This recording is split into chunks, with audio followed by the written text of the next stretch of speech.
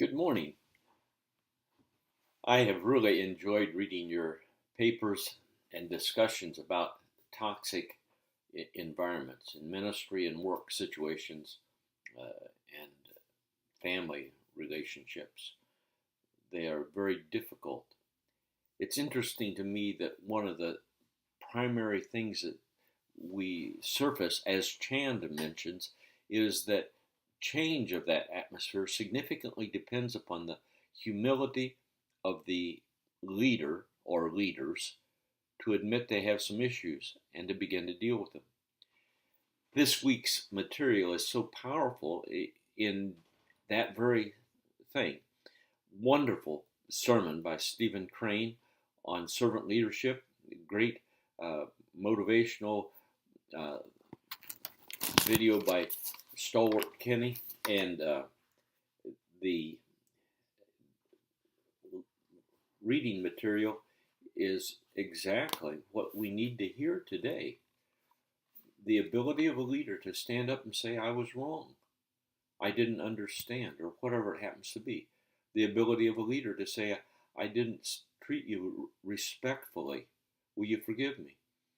And so as we have these two papers to write, they're great ones. The first one is going to focus on the dynamic of humility, a 3-page paper about that in the importance in the life of a leader, and then to support that with 3 examples of humility in the life of Jesus, not his teachings, not something about the cross or Philippians chapter 2, but how he demonstrated humility, and then 2 steps of personal action that you are going to take to stimulate this humble servant attitude in your own life.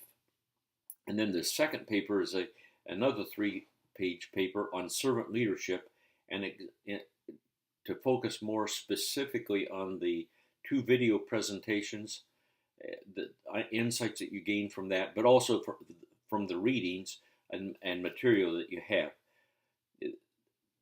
That's a good thing to just think about. What kind of person do I want to be when I leave this ministry? How do I want people to remember me? You want them to remember you as a humble servant of Christ, or a haughty, egotistical, I know it all kind of person? And how are you going to demonstrate that in everyday living?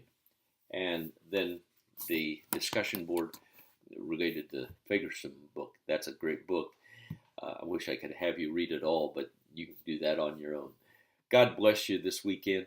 Worship with God's people and ask him to speak to your heart as you gather with your friends and church family.